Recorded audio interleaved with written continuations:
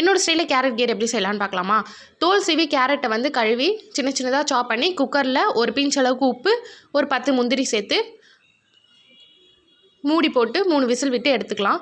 Carrot நல்லா வெந்துடுச்சு. இதை வந்து நல்லா ஃபேன் காற்றுல வேக வச்சிடலாம். இந்த தண்ணியை கீழே ஊற்றிடாதீங்க. அதோடையே நம்ம கேரட்டை அரைச்சதை சேர்த்துக்கலாம். இப்போ வந்து ஜவ்வரிசியும் சேர்த்து 3 விசில் விட்டு எடுத்து ஓரமாக வச்சுக்கலாம்.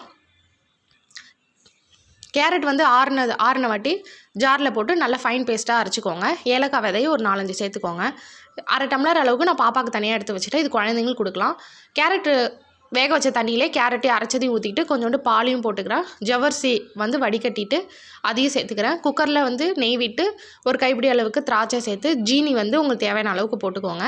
நீங்கள் எவ்வளோ ஸ்வீட் சாப்பிட்டீங்களோ அவ்வளோ போட்டு அதை ஒரு கிண்டிட்டு அதுக்கப்புறம் இந்த கேரட் கீரை தூக்கி அதில் ஊற்றினா ஒரு கொதி வந்தோடனே பாதாம் வந்து சின்ன சின்னதாக சாப் பண்ணி போட்டுக்கோங்க. அவ்வளோதான், தலைவன் சூப்பராக ரெடி ஆகிட்டான். செஞ்சு பார்த்துட்டு எப்படி இருக்குன்னு சொல்லுங்கள். டாட்டா.